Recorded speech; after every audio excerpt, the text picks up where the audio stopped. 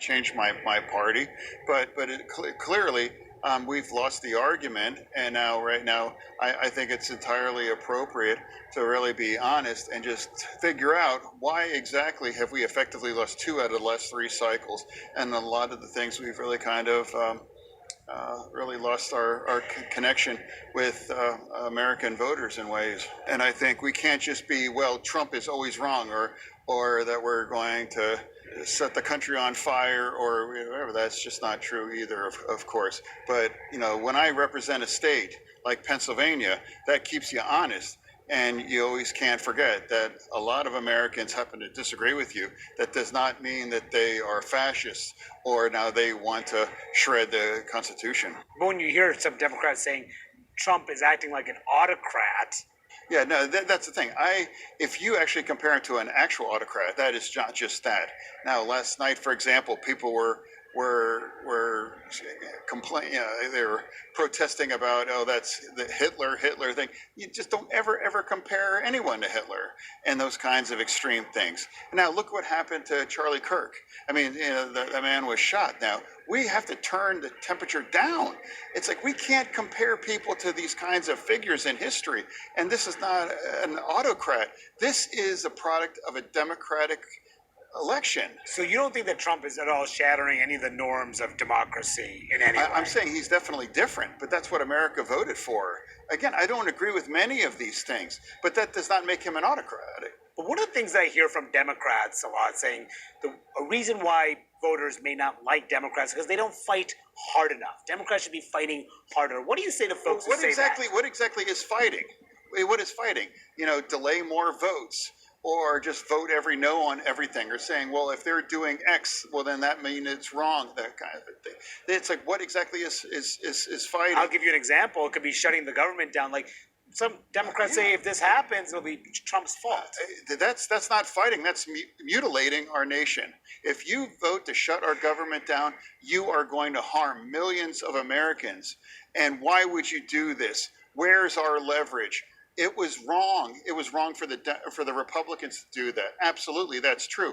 It was wrong for the Republicans to do that. It would just be wrong for us for those things. Bigger picture, has your party shifted or have you shifted ideologically? My party is acting in a way they have forgotten. They have forgotten one of the reasons why we lost in 2024. Some of the most extreme things were weaponized against that. And now some people think now we have to double down on those things, or we must become more progressive or more extreme. That's absolutely not true. The 7 or 8 states that are going to determine who's going to be the next president, we have to win in those states. And I understand what that takes. And a lot of these ideas that are now putting back and being reintroduced are not going to carry, Pennsylvania. Speaking of which, you're talking about what's happening in New York. Zoran Mamdani, Democratic Socialist. He is the Democratic nominee. And polls do say that he is ahead by a significant margin in that race. I mean, is this where your party is headed? And is it a wake-up call to Democrats like yourself? I don't believe that. New York City is not a reflective of our national political things. Certainly the states are going to determine who's going to be the next president. So I don't take any kinds of lessons or anything from that election. Trump is threatening to send the National Guard into a number of these blue cities, blue states. We're seeing Democratic mayors in Chicago and in Baltimore resist additional federal help. Is that a good idea to fight Trump on this? No, what I'll say is, like, I experienced that, it's like I live in Navy Yard. I would walk to work and I would see a lot of National Guard people. It honestly wasn't a big deal. They were friendly. They were standing around. And this wasn't like there was Russian army. This was, it's our sons, our daughters, our fathers, our mothers kind of a thing. If you actually experience it on the ground, it's really not like it's not occupied city or anything. So for me, when I was a mayor, as a small town mayor, I asked for help. I asked for help to confront gun violence and crime. If I was a mayor and I had a significant kinds of violence situation, I would be happy to get help. honestly, for that. Should they I've ask for done help? that. I've done it. And do you think they should too? Chicago, Baltimore, and the like, they should accept it. All I'm saying that it's like when 600 people are killed in Chicago every year, roughly. I think it's entirely appropriate. Are you comfortable with the way these ICE raids have been carried out in some of these cities? Not entirely. No. I believe we should have a secure border. And I absolutely believe you should round up all of the criminals. And then I do think you should deport those. But I don't think it's really helpful to raid a factory and round up all of them and deport them. I don't think it's a factory and round up all of them and deport them. I don't think it's appropriate to go to like a slaughterhouse in Nebraska and round them up and deport them things. That's not true either. I don't think America really supports those things. I think two things must be true: a secure border, round up all the criminals, but we don't and shouldn't target otherwise hardworking migrants that are just effectively making a significant contribution to our economy.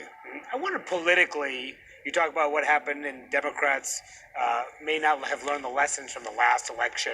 Do you have issues of crime? Like the border, for example, the border, those kind of thing. We are living in the backlash of a lot of the things and the mistake that we have made as a party. Mm-hmm. Yeah, because that's what I was going to ask you. Are crime and immigration?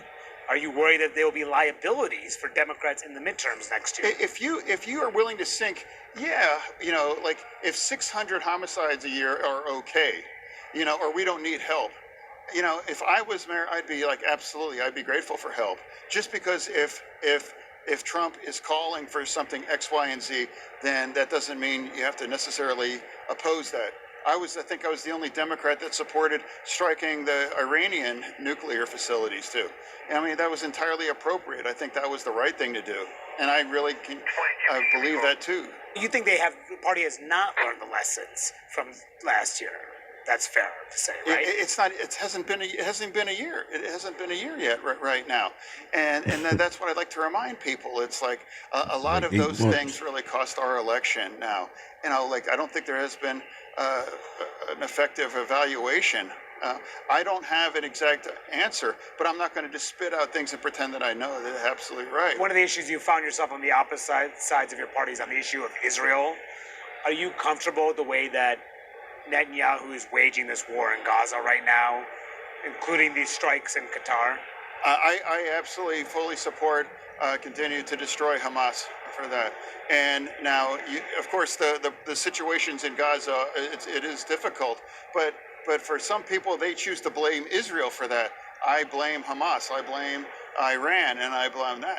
So for me, that's what, and people aren't speaking the truth that Hamas could send the hostages home and disarm, and then that's the first opportunity that we can all move on, and the Palestinians could finally have an opportunity to live in peace, and they could start to rebuild their lives. Were you okay with the strike that they just had in Doha against the Hamas leadership in Israel? Were you okay with that?